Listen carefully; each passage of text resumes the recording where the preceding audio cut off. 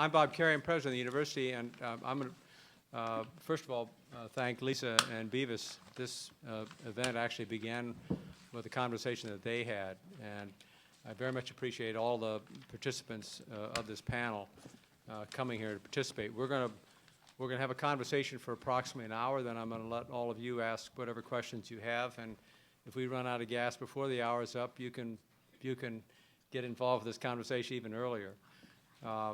And we're going to go right down the panel here in order. To set the context, for me, perhaps two things I would say. One is that in the discussion about women in power, among the things that oftentimes gets lost because it, particularly the younger you are, but even people who were conscious in 1964 or earlier, there's a tendency to forget the importance of the law and the relationship to our lives, and particularly the importance of the political activity that preceded the 64 Civil Rights Act, as well as other pieces of legislation and judicial decisions that occurred in the aftermath.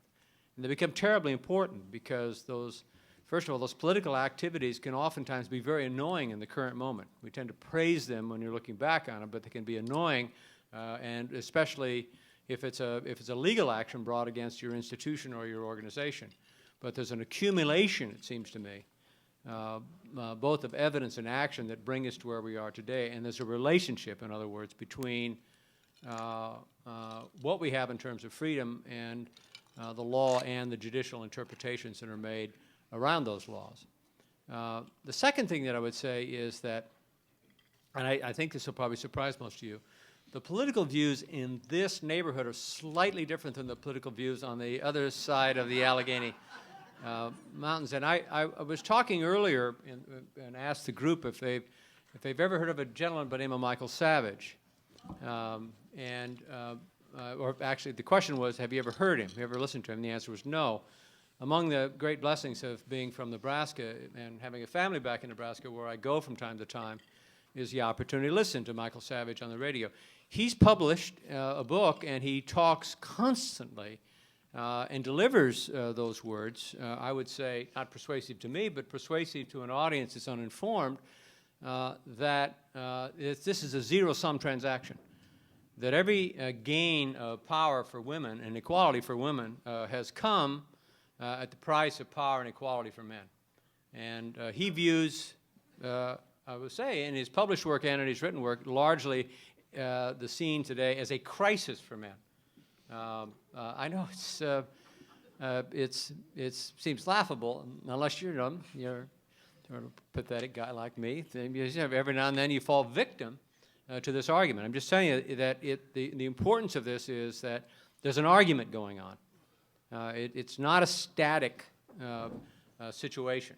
I say that because I don't want anybody to sort of congratulate themselves excessively, because there's a great struggle going on, a great argument going on in America today, or I would say across the board, and this happens to be one of those areas where that argument persists and where the battle persists, and it's a real one with real consequences. So with that, I'm going to start with Honorable Judith Kaye. I promised her that I would call her Judith. I've now called her Honorable for the last time. She's a former Chief Judge of the New York State Court of Appeals. She's currently of counsel for Skadden Arps.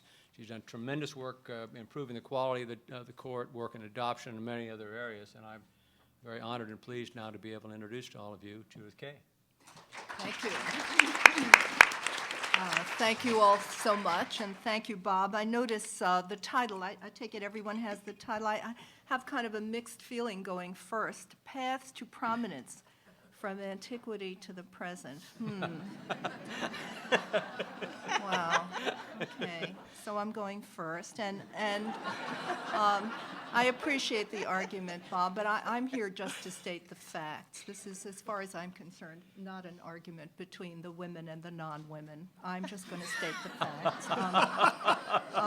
And I should also tell you at the outset that, and I thank you, I'm no longer honorable, as you know, but so I can take a little liberty with the facts. But I'm going to speak through a lens. Everybody does. We all see the world through our own spectacles, right? And mine are through the lens of the law and women in the law. And speaking of antiquity, I'm not going to go all the way back to the beginning of women in the law in the United States. We speak of gentleman Margaret Brent, who arrived from England in 1638, which was a few years before my birth, and 1886, when Kate Stoneman was the first woman admitted to the bar of the state of New York. I finished law school in the year of 1962. I beat Brooksley, I think. 2 years. And we were about 3% of the population at the time. So we can spend a lot of time, but I won't, talking about looking for a job back then. It was really legendary, and I set my sights on a Wall Street firm, a white shoe firm, which was, I thought, just about the most impossible place to go. And lo and behold, after innumerable rejections, I did actually go there. And at the time, it was said that we came to the law and to law school just to meet our husbands. So guess what? I met my husband, and we both left the firm. But practicing law was pretty interesting back then, too. Back in the year 1962, our court appearances were wild, lady get a lawyer kind of thing. That's what they would say to me. And it took a good 10 years, maybe a little more than 10 years before we began to see women. I think by about the mid-1970s, the picture was changing. And oh my goodness, look where we are today. Law school entering classes are about 50% female. About 1/3 of the lawyers, actual practicing lawyers, 1/3 of the bar is female. About 20% of the judges. Please tell them I'm out, right? But I think what we have to acknowledge, and when we look at the statistics, is that there are just too many women who are not assuming the leadership roles, despite that savage individual. Too many leaders, too many women just not assuming the positions that they should in the legal profession. Too many women leaving and sometimes leaving the law, sometimes just leaving the practicing bar to do something else for a while. I've done a fair amount of research in the area, and I think that one of the really interesting new developments that I've seen of late, and is worth spending some time thinking about and talking about, is that suddenly people are watching and thinking something is going on that needs to be addressed. There's a tremendous amount of literature. There are a lot of studies. There's a whole new lingo about the glass ceiling and the sticky floor and the maternal wall and the upper. You just can't believe the number of phrases now that are on-ramps and off-ramps, and they're just amazing numbers of studies that are being completed these days on the fact that women are not rising to leadership positions in accordance with the numbers entering the profession. And I think really seriously for the first time that in my experience as a lawyer, there's some genuine interest being expressed in how to change the picture. And I have just a few thoughts, and I just going to lay them on the table as I think throw them to Brooksley. I describe them as external, internal, and collaborative. And I think what we see really for the first time are a lot of programs. Some of the accounting firms, some of the corporations, they want to get prizes, they want to get awards, they want to get recognitions for diversity of all sorts, and especially gender diversity. But for the first time, we see efforts being made within the community to recognize the need to address the problems that are driving women and minorities from the profession instead of enabling them to rise up through the ranks. I said that would be my first category of how to change the picture, but the second I would call internal. Internal meaning within the firms, within the profession, a lot of initiatives going on now. I was mentioning to my colleagues here on the bench that in the course of preparing for this evening, and generally I do keep an eye on the literature, I ran across an astounding speech that was given by our Solicitor General in the year 2005, commenting on surveys conducted at some of the nation's leading law schools, Harvard and Yale and Stanford and the University of Pennsylvania, on the fact that women are so critical and so hard on themselves, and that what we need to build is more of a success mode within ourselves, and that when surveyed at these major law schools, that the women were constantly putting themselves below the men in terms of their ability to think quickly on their feet and argue orally and write briefs and persuade others. And one law student from the University of Pennsylvania, and this is a quote, said, "Guys think law school is hard, and we just think we're stupid," which really kind of shocked me.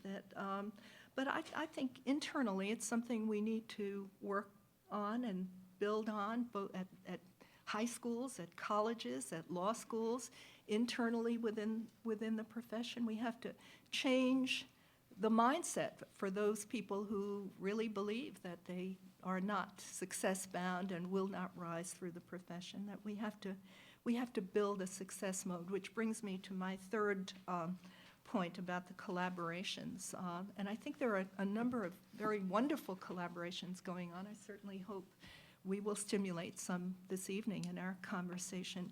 But of all, I believe in a world of coincidences, and just in the past day or so, I got two pieces of paper that are remarkable to me. One from something called the Will Academy, which is it's an initiative of the American Bar Association, where women of all ages now are working through this academy to help other women with what they need to know, including how to dress, address courts, really just an incredible new initiative of the Bar Association. But yesterday, Sunday, February 21, over my email, I get another one of these wonderful new collaborations, which I will participate in and think is great and hope we all will do more of it. It's called Mentor It Forward, which they're doing at Barnard College, where you have to show up for 1 hour. You will mentor 3 Barnard students, 3 women, and these students will then mentor it forward as volunteer mentors for high school students at upcoming events all through the year. Not bad. I think we recognize that the statistics are very discouraging, and we can all change the statistics. We can really change the statistics. Can't we, Brooksley? Absolutely. And if we don't do it, nobody's going to do it. Right. Well, Does she get an introduction? She does get an introduction. Oh, all right.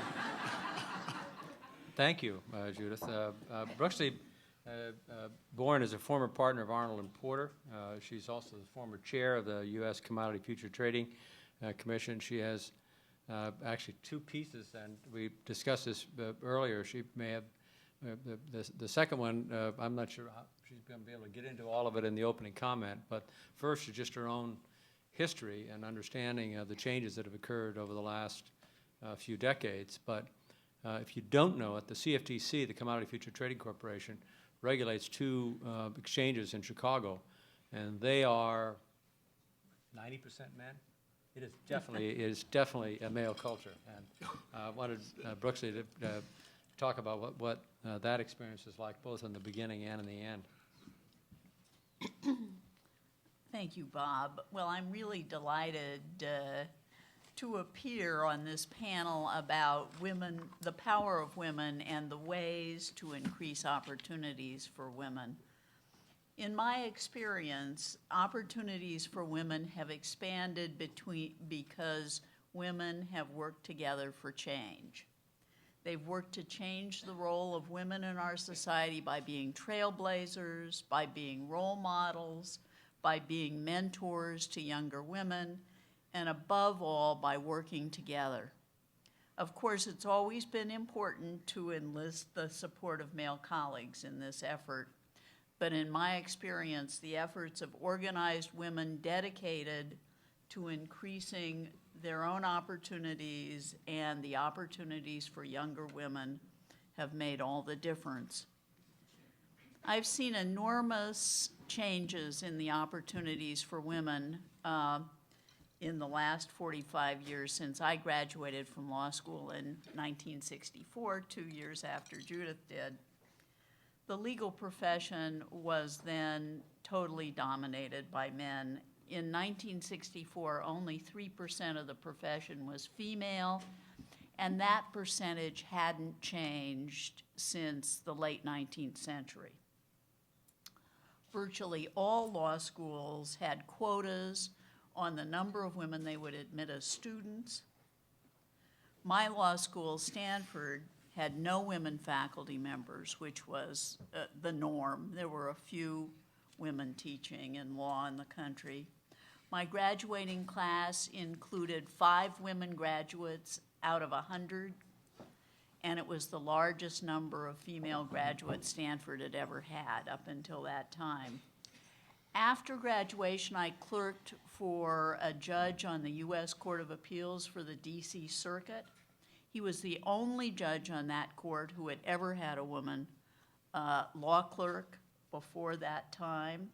No justice on the Supreme Court of the United States had ever had a woman clerk. No justice on the Supreme Court, and no federal, lower court federal judge in the District of Columbia was a woman. When I was looking for my first job in 1964 and 1965, most law firms in Washington, and I also interviewed in New York and LA, had no women partners and no women associates. The Equal Pay Act of 1963 had been enacted and was supposed to guarantee women equal pay for equal work, but it had not really been implemented. In fact, I don't think it's ever really been fully implemented in the way it might have been. But much to my good fortune, in the summer after I graduated from law school, Congress passed the Civil Rights Act of 1964, which had Title VII that forbid discrimination in employment on gender grounds. And it too hadn't been implemented, but some law firms in the country noticed that the law now said that they were not supposed to discriminate, and they began to think twice about refusing to interview women and refusing to hire women, which up until that time had been the norm. At that time, before the 1964 Civil Rights Act, the want ads in the paper were help wanted men and help wanted women. And the help wanted women ads did not have any jobs for lawyers. What was the state of the law on women's rights at the time that I graduated from law school? Abortion was a crime in most states until the Supreme Court decided Roe versus Wade 9 years later in 1973.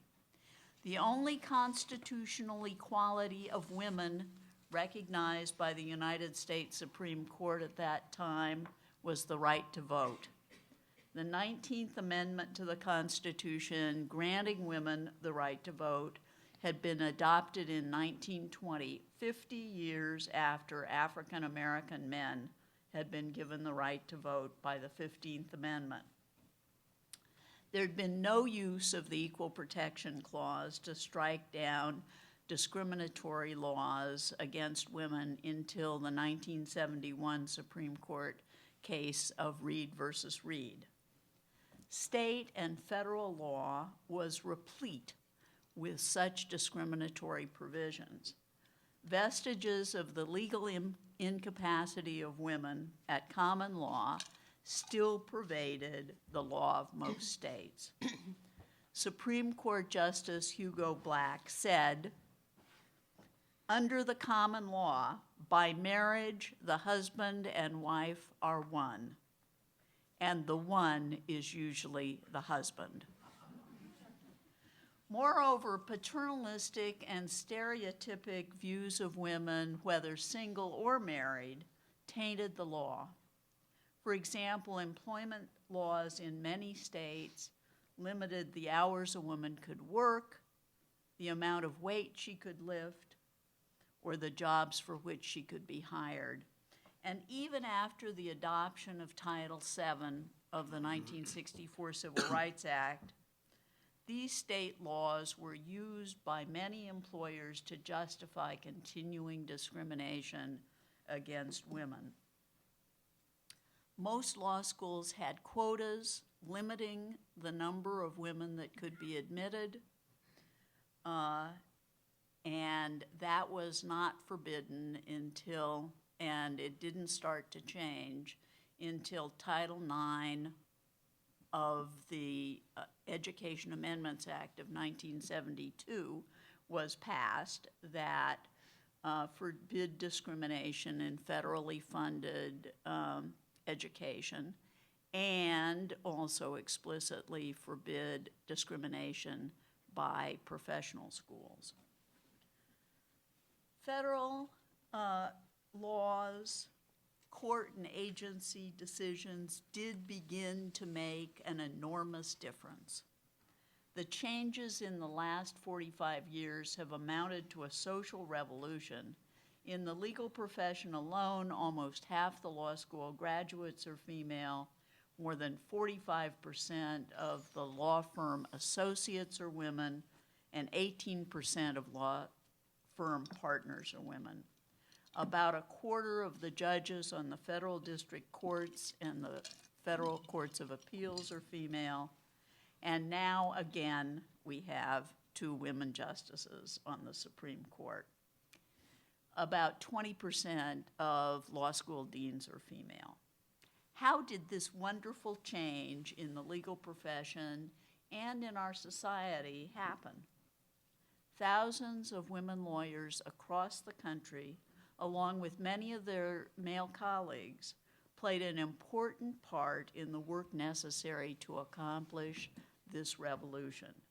They brought the lawsuits against sex discrimination, they drafted the legislation, they appeared before the EEOC and other administrative agencies seeking equal treatment and increased economic opportunities for women.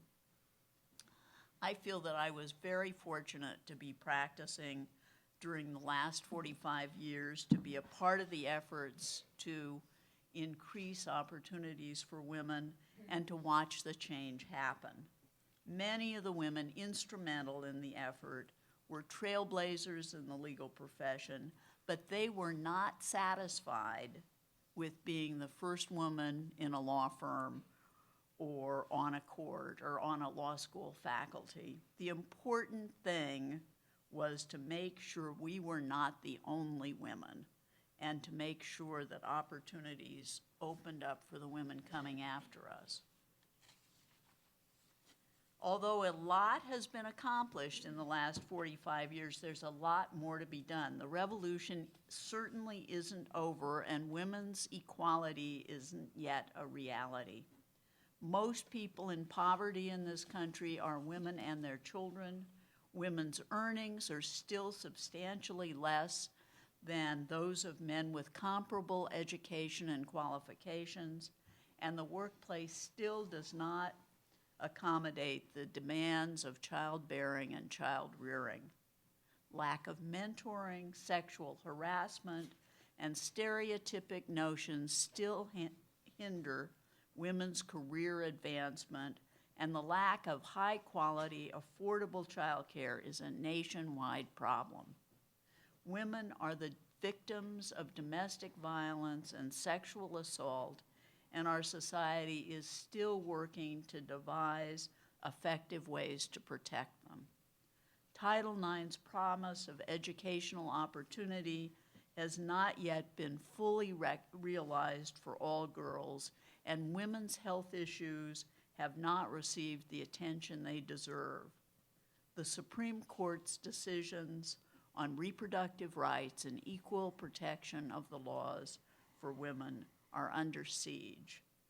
So a lot more work is needed, and I encourage all of you to address the problems that women are continuing to face in our society. Working together, we can achieve equality and economic opportunities for women. Thank you.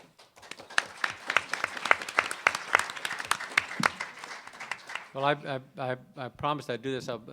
Brooks, I'm going to ask you a question. You're going to get the first question before I turn it over to the audience, because I do want you to give the audience a feel of what it was like to have to chair the CFTC and go to Chicago and talk to the men. Beavis Longstreth is a former partner as well of Debevoise, or I don't know what your current status is at Debevoise. Are you still considered a partner? No, I'm a retired partner. Retired partner, sorry. Fully retired. And you'll see how Long retired. uncomfortable I am and making a mistake with Beavis, because in addition to being an author of a recent book called Return of the Shade, he's also a trustee of the university. He's a former commissioner of the Securities and Exchange Commission. And most importantly for me, in making mistakes and introducing to him, he is the chairman of the New School University's Audit Committee. So, Beavis Longstreth. Well, thank you. I'm going to, I don't think the royalties from this book, Bob, would help the endowment much, even if you wanted me to assign them over.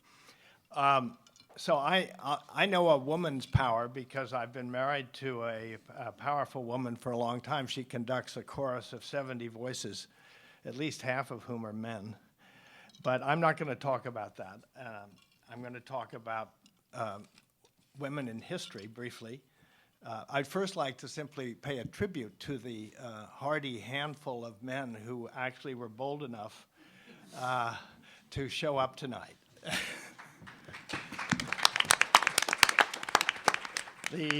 But history contains many examples scattered here and there of women who've amassed a vast power.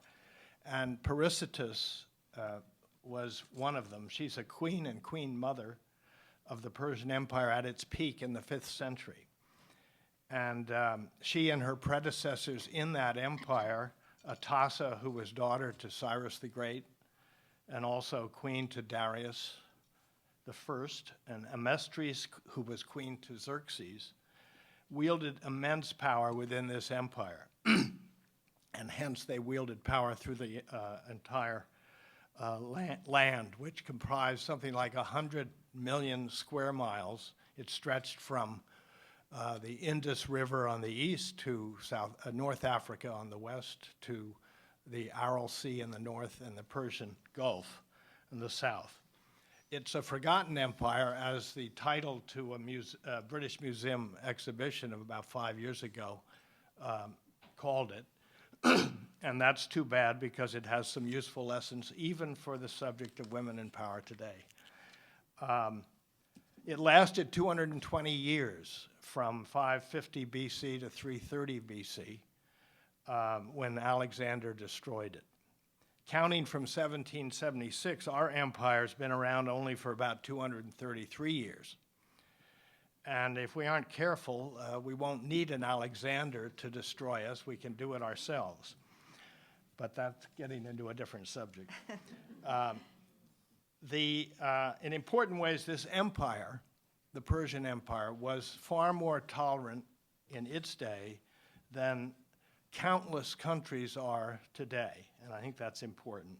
Cyrus the Great set the mold by permitting the exiled Jews to return to Jerusalem, and he even furnished them with money to rebuild the temple.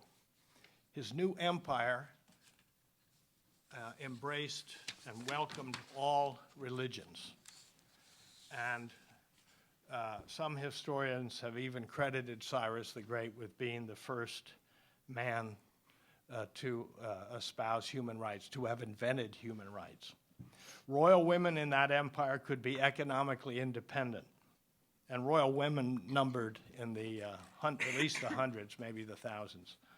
They had personal seals. They could issue orders in writing. They could own land and control its use. But Emeritust and Atassa and Emeritust exercised power far beyond such matters. And whence came that power? That's an interesting, difficult question. By what instrument was it exercised? How, for example, could Perisitus, as queen mother of the great king Artaxerxes II, poison her daughter-in-law, the queen, and get away with it? Her son sent her to Babylon for a little while during the hot season, but that's the only punishment she experienced. What an army was to the great king, a single man was to the queen, and also to the traditionally even more powerful queen mother. That man was the king, who became her source of power and instrument of her intentions. And how did this happen? The great king, her husband, maintained a harem of 360 concubines, one for each day of the year. Thus, it seems highly improbable that the queen's sexual favors were the source of her power. It must have been the three eyes of a woman's strength: intelligence, inspiration, and intuition. When brought to bear on the king's daily round of problems, these strengths would have made her an invaluable partner in governance, and he, within broad limits, an instrument of her desires. Women's inferiority as regards physical size could in ways paradoxical prove of strength, just as it enables a fighter skilled at jujitsu to channel the greater weight of an opponent to defeat him. Since the days of the Persian Empire, women's status and power have ebbed and flowed, but I think it might be argued that at least among the royalty of the Persian Empire, women in that time and place had more status and power than women in the United States did until the late 20th century. Now, in the second half of the 19th century, there lived a pioneering woman who claimed equality with men. Her name was Jane Meagher de la Foix. And since she was very importantly connected to the Persian Empire, I want to say a word about her. She was born in 1851. According to her obituary in the New York Times, she was considered, quote, the most remarkable woman in France and perhaps in all Europe. She wanted to be like Gaul, considered in three parts: soldier of war, explorer of Persia, and archaeologist of Susa. At 18, she married Marcel de la Foix, and with the commencement of the Franco-Prussian War in 1870, she insisted on accompanying him to the front, and she obtained permission to wear a man's uniform for that purpose. She suffered with his unit through the bitter cold and snow of that winter while battling the Germans who then occupied Paris. In 1885, with a man's length hair and trousers and other male attire, she and her husband explored Persia, ending up as archaeological excavators of the renowned palace of Susa. It was Darius's palace. And she sent back to the Louvre, and perhaps you've seen the results of this, 400 crates, or 45 tons, of magnificent objects of art from the Susa palace, including the famous lion frieze and the frieze of the immortals. These are bas-reliefs in the Persian section of the Louvre, which are really worth going to see if you haven't already done so. She was honored by the French government with the Chevalier of the Legion of Honor and granted the unique privilege of wearing male apparel in public, which she did, granted that by the legislature, when she did that until her death as a personal expression of her equality with men. As an aside, it's interesting, the French government is still regulating what women can wear and what they can't wear. It's a difference from this country. And she did more than talk the talk of equality. Once in Persia, she beat back a band of 8 nomads who confronted her alone on one side of a wide river. I think her husband and the rest of her party were on the other side of this wide river. So she loaded 2 revolvers, aimed them at this band of 8, and she shouted, "I have 14 bullets to use on you, so go fetch some more of your friends, 6 more of your friends." De la Foix's route to equality was to adopt male ways, to be equal to them by being the same. Today, we might consider this a rather desperate approach. illustrating the plight of women in general at that time. Her life makes me think how much easier in certain ways it was for a brave woman in late 19th century France to achieve the patina of equality and be satisfied than it is today when wearing pants does nothing much to block the more subtle forms of gender discrimination that still persist to deny women equality in full. Thank you, Beavis.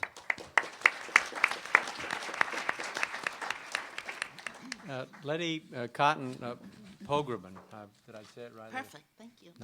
She told me to just say Po and then mumble the next three syllables. Is a writer. She's the co-founding editor of Ms. Magazine. She's also co-founder of the National Women's Political Caucus, and she's the former president of the Authors Guild. Thank you. It's tempting to speak for 30 seconds on the subject of women in power simply by reciting the names of the women who have in fact enhanced and advanced women's power, and let's see how many of them you could define and recognize. Abigail Adams, Sojourner Truth, Susan B. Anthony, Elizabeth Cady Stanton, Margaret Sanger, Wilma Rudolph, Emma Goldman, Eleanor Roosevelt, Shirley Chisholm, Betty Friedan, Bella Abzug, Barbara Jordan, Gloria Steinem, Bette Midler, Rosalind Franklin, Sandra Day O'Connor, Hillary Clinton, Judith Kaye, Sonia Sotomayor, Drew Gilpin, Rachel Maddow. Each in her way, I mean, it's kind of like, the works of Shakespeare in 30 seconds, but each in her way represents enormous strides and a kind of pioneering that we unfortunately don't see too much of today. I graduated from college in 1959, and all I wanted was a husband and a set of sterling silver. That basically was what one could aspire to in that time. We had derivative identities. We went from being our father's daughter to being our husband's wives, and then our sons' mothers, sons and daughters' mothers, but mostly our sons' mothers. You started out by sinking into his arms, and you ended up with your arms in his sink. I lived at 21 West 12th Street, which is across the street from the other side of this building, and had a motor scooter, a dog, a duck, and a rabbit, and lived a single life because I couldn't bear that kind of constricted sense of who I was going to be. And then I met my husband when I was considered an old maid and got married at 24 and a half. It mattered then. That was a time when if people said you think like a man, it was a compliment without regard to which man. And I had a career in book publishing. I ended up as vice president of my company, and I had 3 children during the period of time that I was there, which was from 1960 to 1970. And I made all sorts of strides on behalf of women by simply demanding for myself what I needed. Never did it occur to me that I might actually do this for other women, and that I might fight for changes in corporate and workplace behavior. I asked for paid maternity leave. I got it. I asked for I had twins first. I asked to be able to bring my children in when my housekeeper was sick. I got that right. Never did it occur to me that maybe I should go out there and start a movement. But at a certain point, thank heavens, I wrote my first book called How to Make It in a Man's World. And it wasn't a feminist book. It was a book simply about my own career in this wonderful publishing company where I worked with people like the Marx Brothers and King Hussein of Jordan, President Truman and Jackie Suzanne and Helen Gurley Brown. I wrote a book about those really quite charming experiences. Without regard, again, for what my experience in my career might mean for others. And I was suddenly attacked as anti-feminist, and I had to find out what that meant, and that's how I discovered Women's Lib, which is what it was called at the time. In my time, you had to kind of do it all to have it all. Pat Schroeder, who was the representative in Congress from a district in Colorado was asked when she was elected, how are you possibly going to be a legislator and a mother too? She said, because I have a brain and a uterus and I use both. Sexual harassment was not against the law at that point. It was just life for women in the workplace. You had to put out to get ahead. And if you fought it, very often you lost your job. I remember testifying before a Senate subcommittee on the pregnancy discrimination bill, and one member of the committee actually said, we're not discriminating against women, only against pregnant people.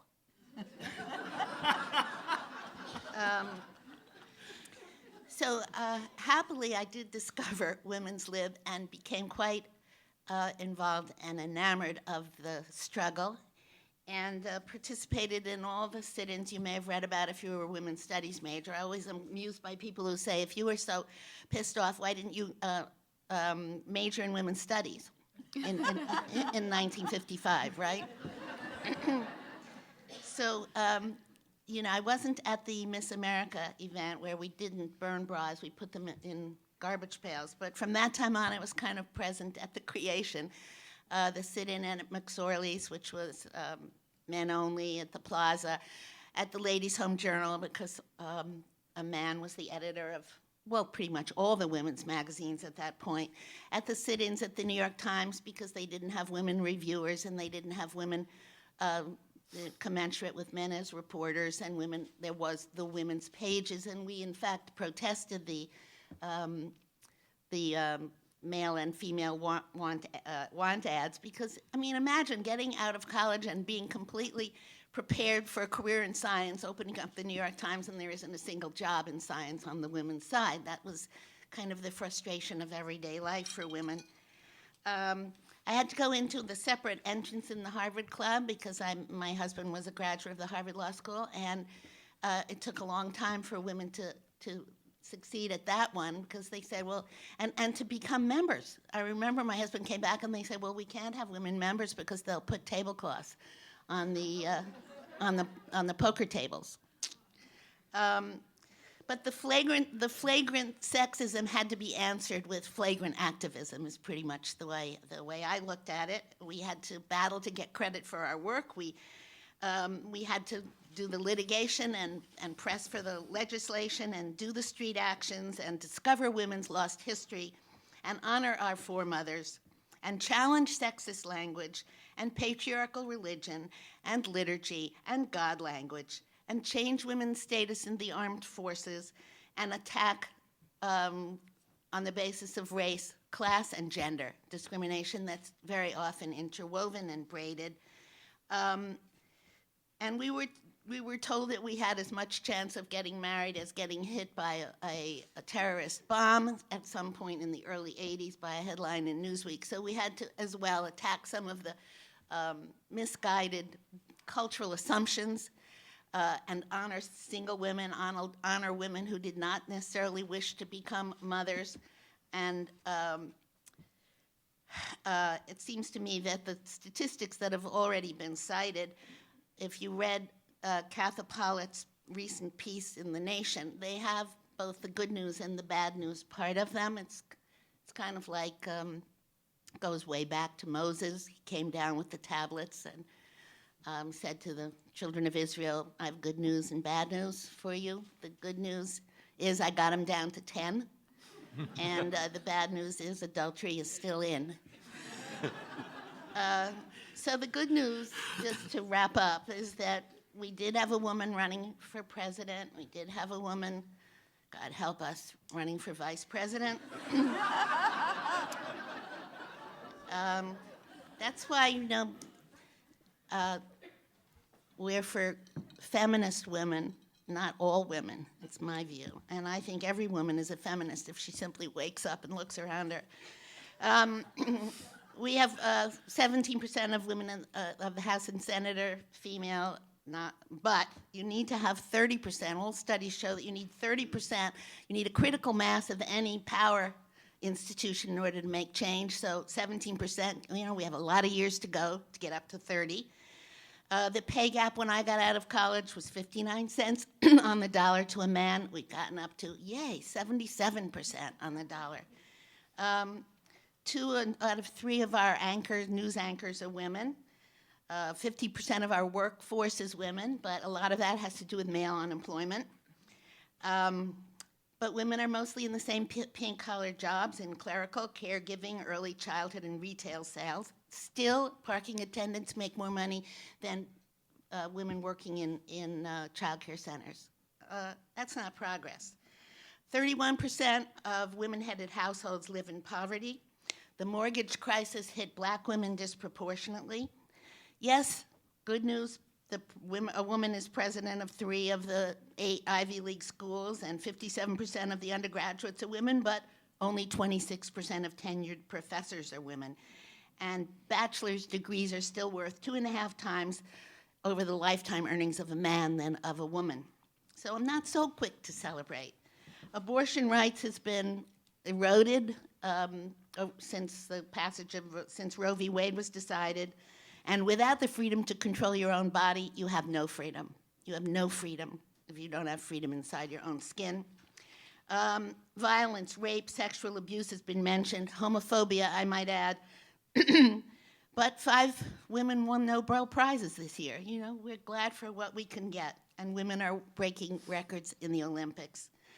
Finally, I would say that the contribution I might have to the whole subject of women in power is societies tend to honor their live conformists and their dead troublemakers.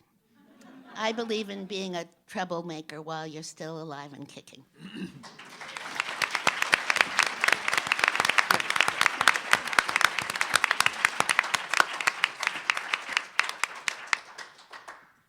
Thank you, Letty. Lisa Deerbeck is an author of a book called One Pill Makes You Smaller. She's a contributor to the Boston Globe, O, the Oprah magazine, and Time Out New York. Lisa.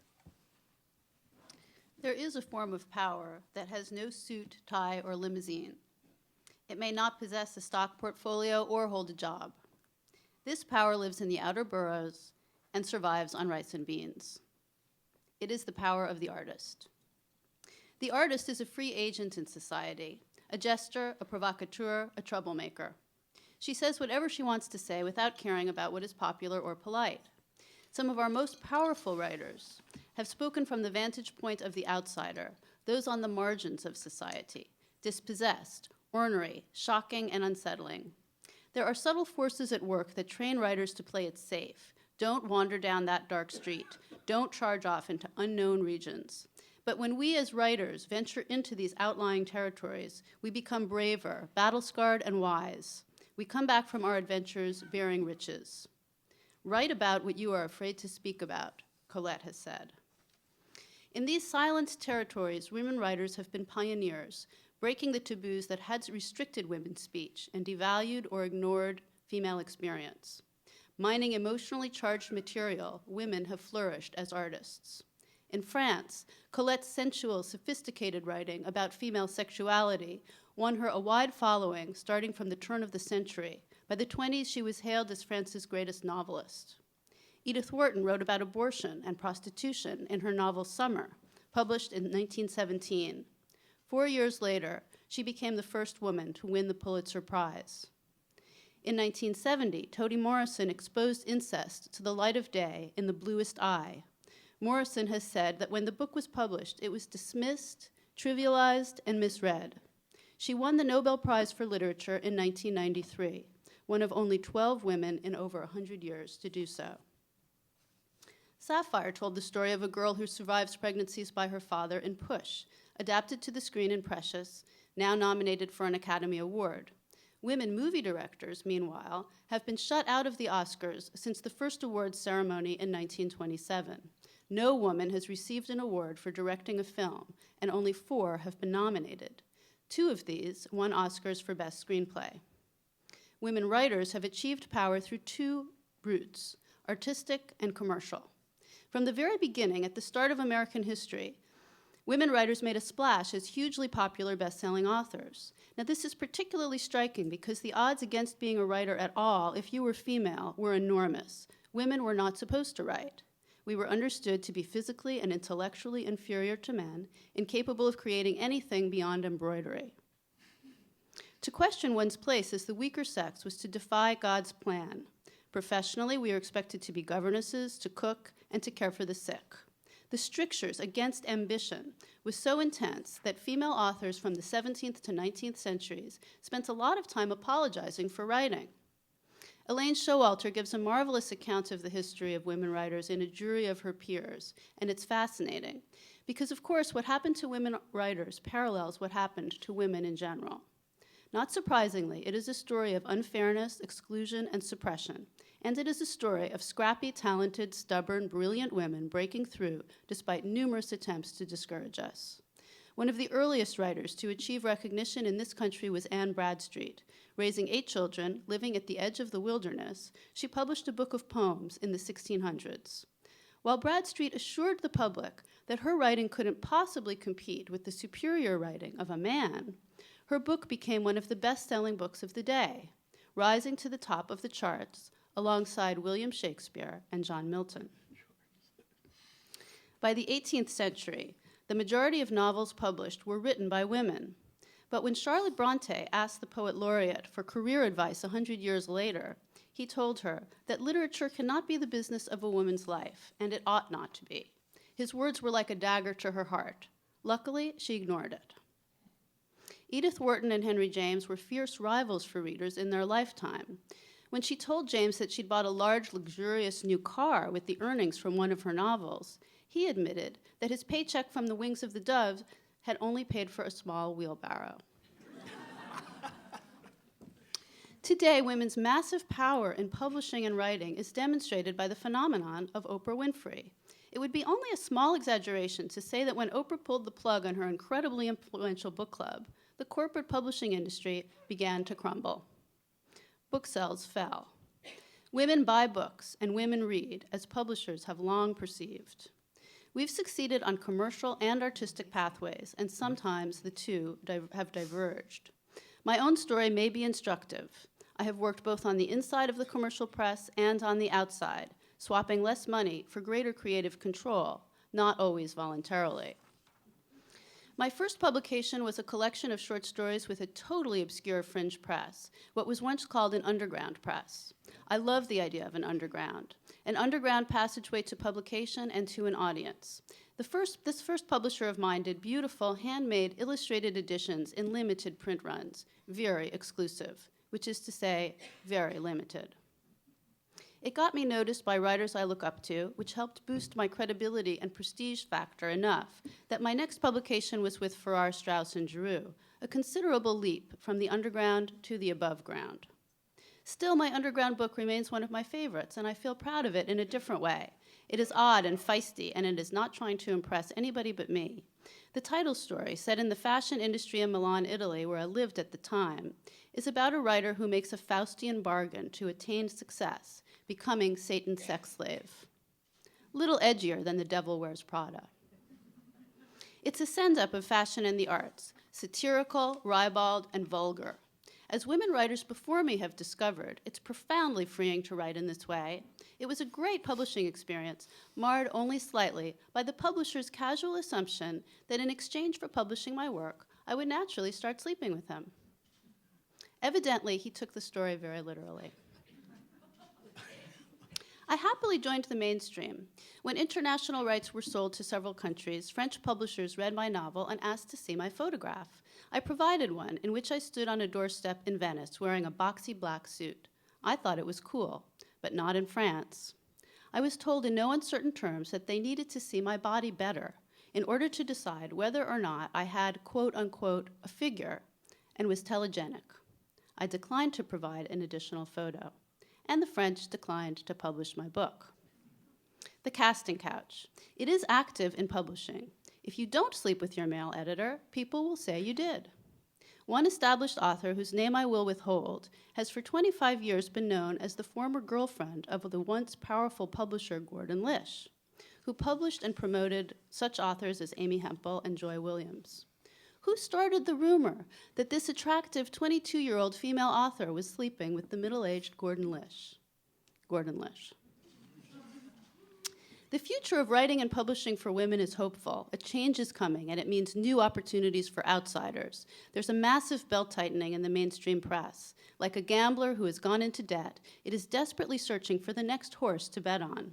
A woman writer may very well be that winning horse, but my penchant for the loud, ugly, and strange, my love of the underground, attracts me to alternative avenues.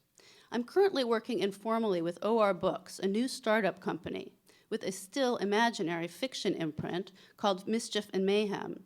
We hope to bring attention to the work of novelists we admire who are being overlooked, while commercial publishers try to find the next Dan Brown over and over and over again.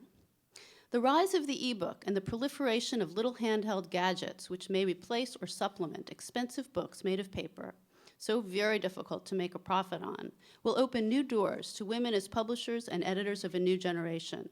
These conditions will encourage women writers to be daring, risk-taking, and adventurous because of the low cost of producing an ebook and the ease of circulating them widely. The next 5 years will see an explosion of bracing writing by authors of all stripes. Emerging technologies will be as revolutionary as the invention of Gutenberg's printing press. We are poised to see a new renaissance of women writers, the 21st century parallel to the breakthroughs of the 60s and 70s, when women writers enjoyed an episode of stunning popularity and produced such an array of talent, from Doris Lessing to Grace Paley. With ebooks, authors will be able for the first time to connect directly with readers. It will change the face of publishing. Conventional publishers, which include many powerful women editors, but which are almost exclusively run by male CEOs, only 15 of the Fortune 500 companies are run by women. These middlemen will no longer be the gatekeepers. We, women writers, women readers, women editors, will at last be judge and jury. Thank you.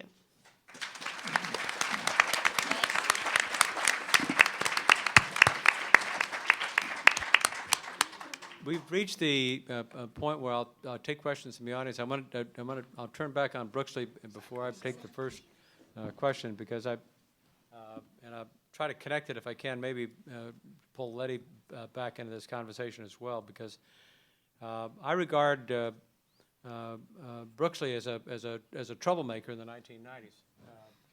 I think she may be the only living appointed or elected person to have predicted that derivatives needed additional regulation in the 1990s. I'm not sure, but that, among other things, my guess is produced plenty of experiences that would allow her to talk about what it was like as a woman to go out to Chicago for the first time and meet the head of the two markets out there. Well, let me just say that in 1996, I became the chair of the Commodity Futures Trading Commission, which oversees the country's futures and commodity options markets. Some of the prominent and largest markets are in Chicago, some are in New York, some are in Kansas City. There are a number of them that I was overseeing. And I had been practicing law in the field for more than 20 years when I went into that position, so I knew the industry, and it was a male-dominated industry. In fact, I think the financial services industry in general is still pretty male-dominated. My agency, perhaps because it was among the weakest of the independent regulatory agencies of the federal government, had a number of women chairs, and some of the staff, when I arrived, were publicly calling it the Chicks Agency, which I put a stop to really quickly. But I think part of the reason that there were women chairs was that it was a relatively small, relatively weak agency, and it was overseeing an industry, the futures and commodity options exchanges, which were quite resistant to regulation. My predecessor was Mary Shapiro, who is now, I'm proud to say, the first woman chair of the SEC. Right. And she had chaired the CFTC immediately prior to my service, and the president of the Chicago Board of Trade, one of the biggest of the exchanges, was quoted in the press during her tenure as saying, "I'm not going to let any 5'2" blonde girlie tell me what to do," which was very much an attitude that one experienced. You know, one still tells them what to do, which was certainly my position. I did have a particularly interesting view of the gender issue in the industry because Carol Mosley Braun was a senator from Illinois when I was chair and had set up what I thought was a wonderful conference in Chicago for the college students and graduate students in the Chicago universities on the financial services industry as a career possibility.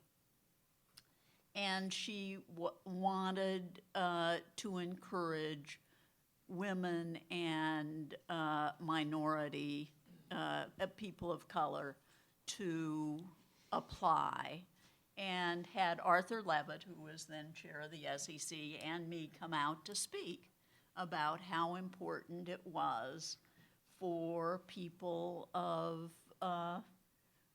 all, you know, both genders and all races to participate and be a part of the financial services industry. And after my speech, I got urgent messages from both the president of the Chicago Mercantile Exchange and the president of the Chicago Board of Trade that I had to go by their offices.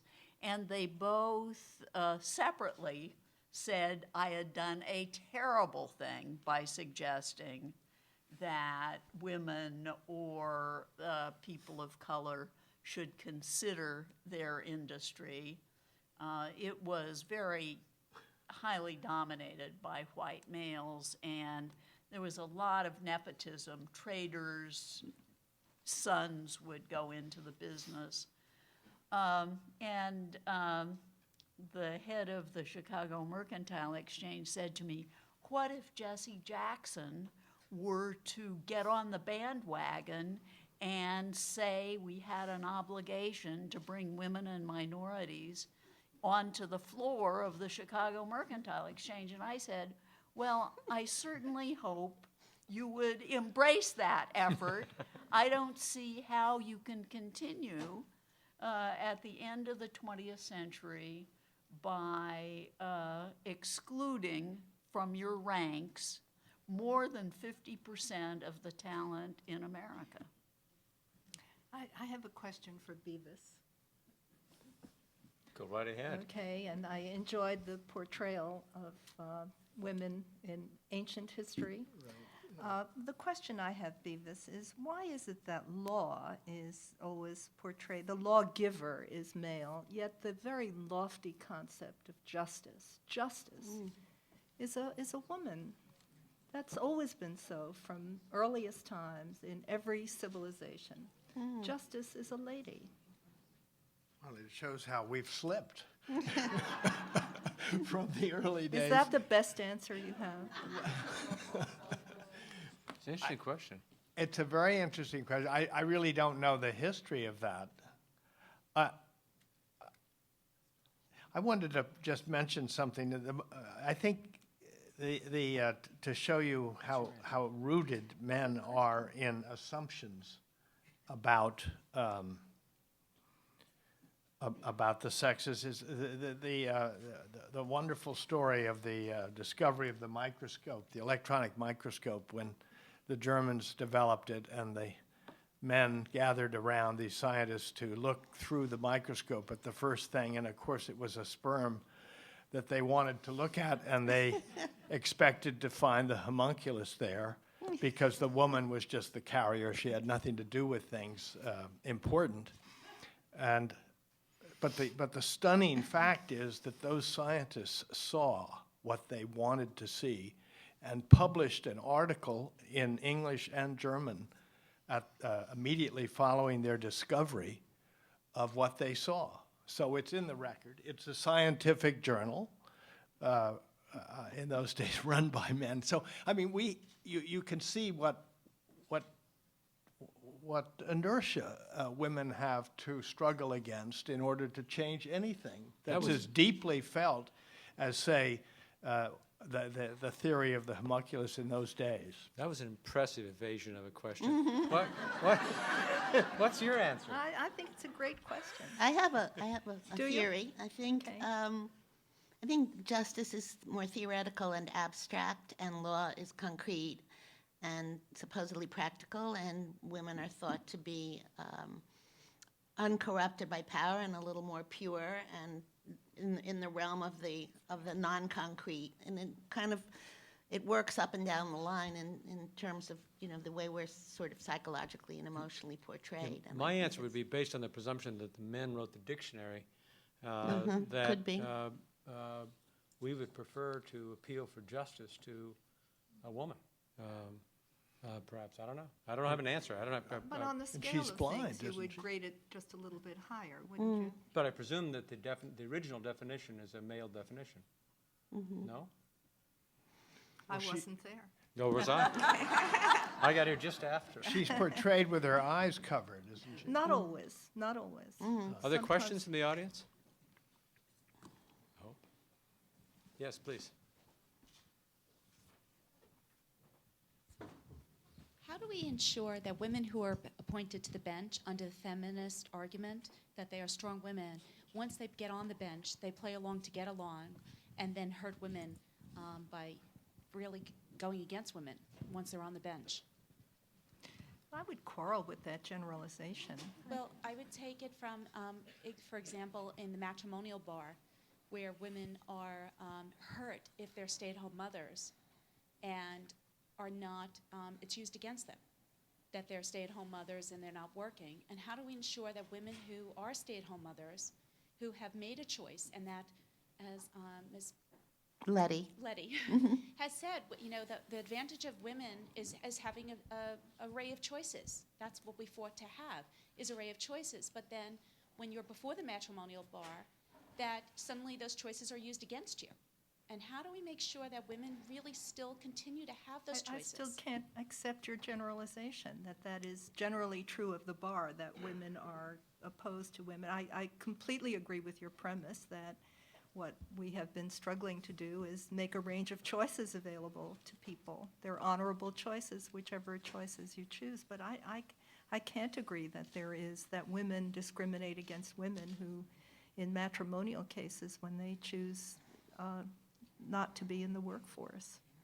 Is it your personal experience, or are you a lawyer in the matrimonial field? Or it sounds like a very personal experience. It's my personal experience. I was told by a judge I was going to learn to live a normal life. I assumed her experience was what normal was defined as, that she was the litmus test for normal, and that my not working, despite working full-time pro bono, it was used against me. And I've seen this and heard this numerous times by, other women, that women who stay at home and elect to stay at home to care for their children are perceived as bonbon-eating Upper East Side women.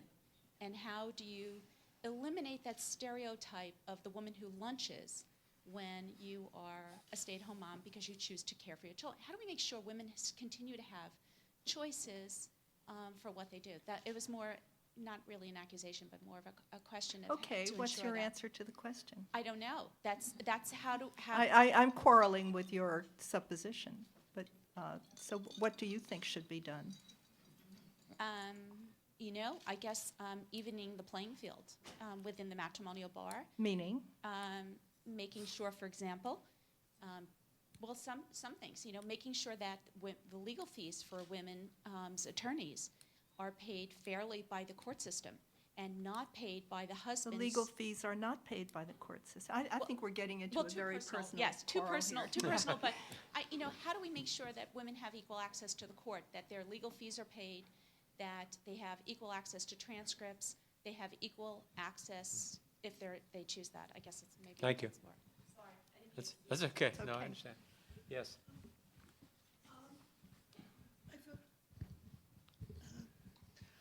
Do you think that the younger women of today take for granted the gains made by the women's lib in the 60s and 70s, which explains why Hillary Clinton did not receive the support of young women when she, in her failed effort to gain the nomination? And a lot of times I heard young women say, who you're going to vote for, and they would say, well, I'm not into gender politics. Well, the blacks were into racial politics, and they got themselves elected a president. But the women failed to elect a highly qualified woman as president, because if Hillary Clinton got the same support among women as a Barack Obama got among men, she would be president of the United States today. Yes, that's absolutely. I'll just answer the first part of the statement, since it really wasn't a question. I think that the reason why young people aren't grateful and take for granted is because we really wanted to create a world in which they could assume and their own this entitlement. And that a lot of, I was on one of the PBS stations with my daughter, who's thank you. My daughter Abigail is a very strong supporter of Barack Obama, and I was a strong supporter of Hillary Clinton, and we had a lot of interesting arguments around the dinner table, which somehow or other got relocated to PBS at one point. And my daughter was raised in a feminist household and is a product of what I consider the entitlement thesis of the women's movement. So she made a judgment based on her sense of who Barack Obama was. And Barack Obama didn't just get elected by black people. Barack Obama got elected by Democrats in this country. But what I don't agree. I don't agree. But let's not go there. Let's just really question why we need, the mother of the movement credit in my generation. I don't think we should assume that because women aren't thanking us and recognizing, and it's very much like I was saying to a friend of mine today who had a terrible pinched nerve. She said, I feel as if I should go around, when this is fixed, I should just go around being grateful for my health every single day. Well, yes, we should, but we don't. And the same is true, I think, of the way we view people who have, quote, liberated us from racism or sexism or homophobia. We don't feel that thankfulness, but we do want the world to change so that people can take this for granted. Letty, may I just follow on? Yeah, I agree with the way you analyzed the presidential campaign, but taking one piece of this as an aside, I did, in my own case, I did see a remarkable amount of tolerance for misogynist language towards Totally. Senator Clinton. Did you? I did. I thought, in fact, there are, you can get online and see many the Women's Media Center, I think it's called, did some really striking analyses of the degree of media sexism, the misogyny in the media, people saying, I don't want to have a president with fat legs, I don't want to watch a woman age in office, things that you couldn't believe. So I certainly will agree. Pardon? The pantsuit. It was astonishing, and the fact that that's become acceptable in the public discourse, I think, is part of the general coarsening of society. We see it every day, and we certainly hear it on the airwaves. I would have wanted to identify that as the problem much more than where women came down. I think women came down where they politically felt comfortable. I didn't feel that there was a abandonment of Hillary Clinton by women. Question in the back? Yeah, just a comment. I'm not sure your microphone is on. Is it on? Just a comment. As a black Republican who did vote for Obama, however, I don't think it's, when we go to this group or this, we're not, each group is not monolithic. But And something we- wrong with the mic, Stephen. It might not be turned, is it turned on? and- There we go. Better. One of the things that has happened is we do have a lot of choices now. And one of the hardest parts about choice is other people are going to make choices we didn't. And that's why people have a problem with choice.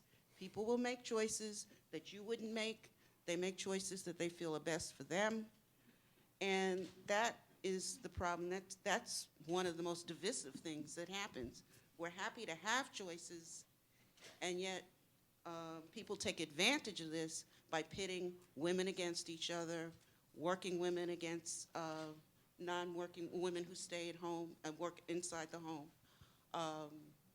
And I think that is more dangerous than anything else. With choice comes responsibilities, but also respect for other people's choices. Yes. Yes. First of all, I want to thank you all, but Hi. I just want to. I have 3 comments to make, and not a question, if that's permissible. My first is the first experience that I had with sexism was as a very young woman. I just returned from studying in Italy. I was a Fulbright scholar. I came to New York. My field was history of art. I worked very hard. I had a wonderful experience in Italy. And I was advised before going for interviews I should take a course in typing in shorthand. That's why in my book I said I had a chapter called How to Succeed Without Really Typing. Okay, well, I was devastated. But I'm not going to talk about myself. I really would like to, first of all, to thank each of you women, because each in your own way has made an enormous contribution to the lives of women in our country. And I really want to express my gratitude to each of you for that. One more comment, and I want to address this to Ms. Bourne. I can't say your... Brooksley. Brooksley. No, I know Brooksley. I was looking for a title, but there is no title. Anyhow, in my experience in life, I have found that when I'm in a position where I'm taking a minority position, it's painfully difficult sometimes when everybody in the room disagrees with you and you get up and you feel you're right. You're not being a contrarian. You feel you're right and you have it based upon facts. And it's a very devastating experience. Your experience, the way you handled yourself in a culture that was not only a majority that disagree with you, but in this male culture, the world of finance, maintaining your position with authority and with dignity was so marvelous and was so inspirational. I want to thank you very much for that. It was very meaningful for me. So, thank you. That's very nice. Brian Sanger.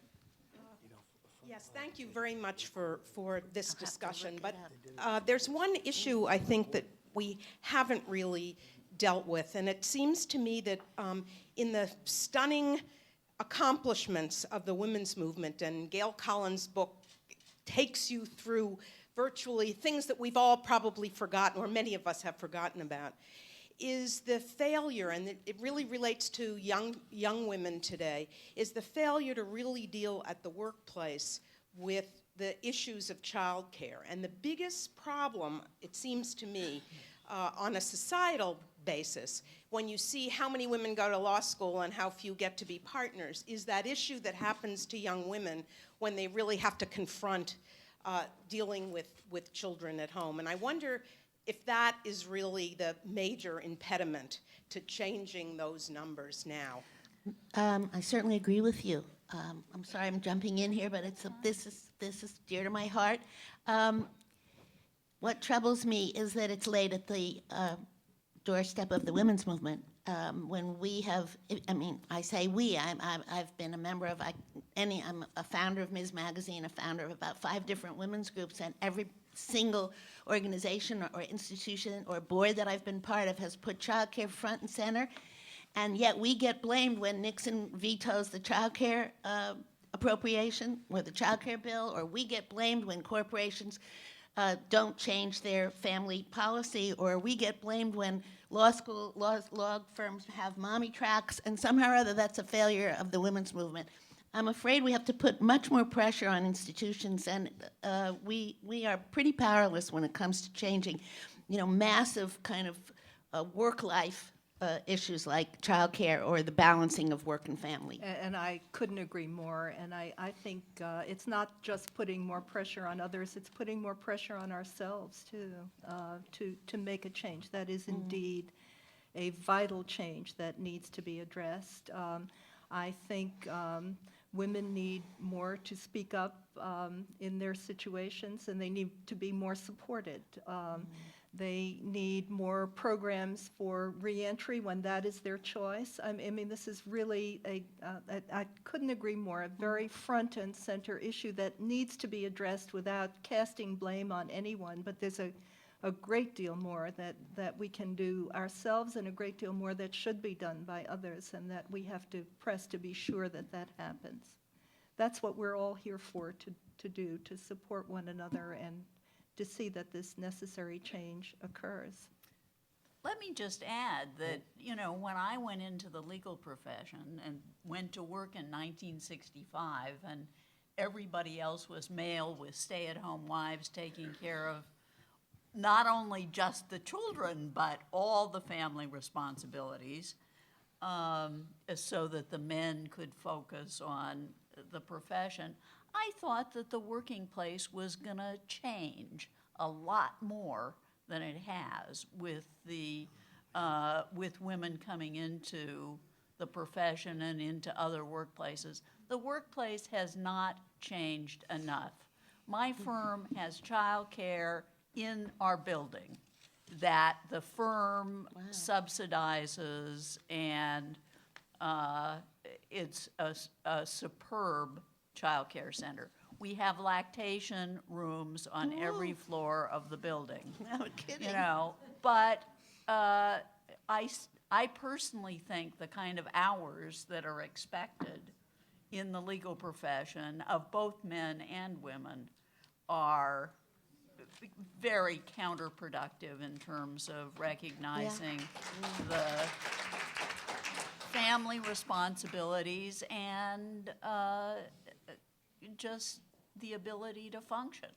And I think a lot more has to change. There's no reason why 2,000 billable hours is what a lawyer has to put in. All right, as a young woman who does appreciate the struggles of the women before her, not just the names that you mentioned, but our mothers and grandmothers and the everyday women that fought. I work in a law firm where there are 3 women that are lawyers. One of them is a witch that everyone hates. The other is a bimbo, and the third recedes into the background. Where do women like me look to for mentorship and guidance, and how do we succeed when clearly the attitudes in the firm are more geared towards mentoring and bringing up the young men? And just today I was called Dimples. I'm called that every day, or I was told to worry more about finding a husband and having children than concerned about my career.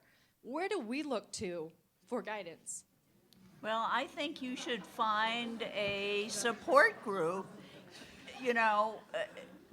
Bar activities will bring you into contact with women from all the firms in town. Well, you're smiling. You don't think that will be helpful? I was laughing at her comment, I'm sorry. What was her comment? Oh. Not that kind of bar activities. I mean, the ABA, the American Bar Association, has a women's caucus. It has a commission on women in the legal profession. I'm not sure. I know that the Women's Bar Association of the District of Columbia is a great place to network and get support and work on these problems. The ABA Commission on Women has sample policies for law firms on things like family-friendly policies.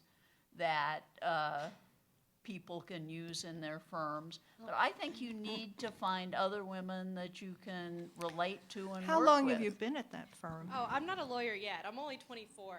I just graduated from college and moved up here from Texas and trying to get to law school in fall of 11. My husband is a labor and employment lawyer, and he's always writing policies for he happens to be, pardon the expression, on management side. He's always writing policies on sexual harassment and inappropriate behavior, and it would seem to me that dimples and when are you going to get married falls in that category, and you maybe ought to look up the state. They have to have a stated policy, have to have a published stated policy, and maybe look them up. Are you working for the law firm as a paralegal right now? Yes. Just ask to see, and you'll see things will change. Just ask to see the printed I'd policy. rather keep my job because I have to pay rent. See, that's the Yeah, problem. that is, but I want to follow up what Brooksley said, because it's not just the District of Columbia that has these really good support groups, and I'd be very happy to see that you talk to some people who could help you. We have time for one more question, and This is almost less a question, but it goes back to what Judge Kaye said and what Letty said. And I think it goes back to kind of two things. One is the collaboration that you're talking about. Definitely. And the other is this old word of organizing. Yeah. That there's no way that you can do it alone. That's you right. can't do it by yourself. None of us could. We couldn't. I mean, I remember the 60s.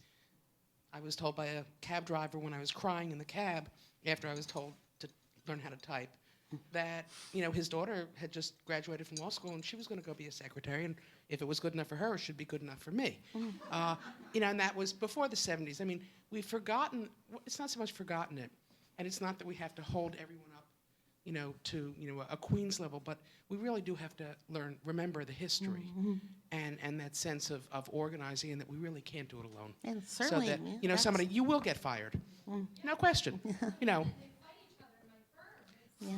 But it takes time, and part of it is that it's time outside of our work, which is what women have always done too. We take on more, whether it's in the housing movement or in the feminist movement or in any movement, the women have a job after a job. The slogan should be "Don't agonize, organize," and the business about the caucus and the women's caucus in the ABA.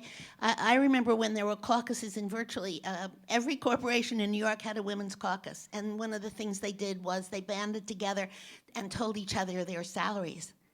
You can talk about your sex life before you can talk about your salaries in some contexts, and once you know that you're being paid less than somebody with the same job, or when secretaries tell on their bosses because they saw their pay slips, you'd be amazed at how fast the organizing pays off. The thing is, the women who are treating each other badly are feeling powerless because they've been atomized, they've been separated, they're all in their own little constellation instead of understanding that only in solidarity is their strength. It's the old union slogan.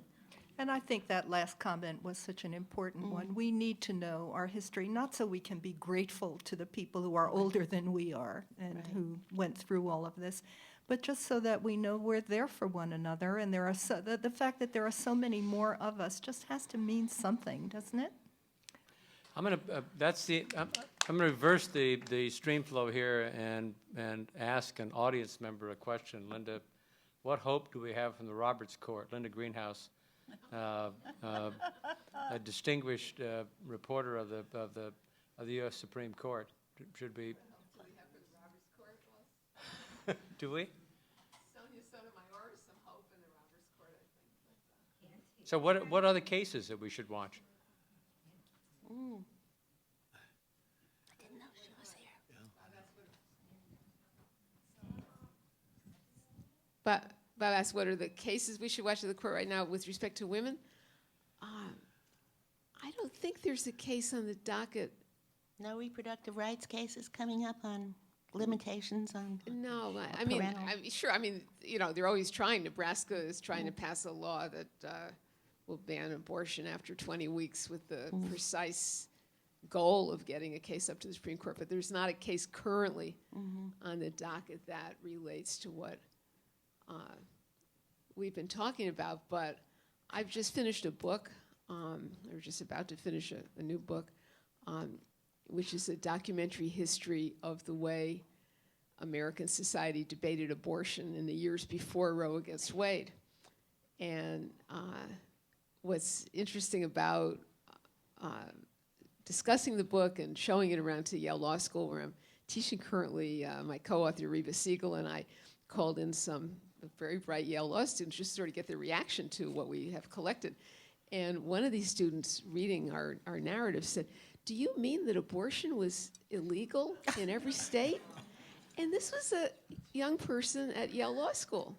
And nobody's born knowing anything. You only know what somebody, teaches you, what you learn. And so, the comments about, what do we know about the old days are very, very salient to me, and also the need to, fight to keep what we've got.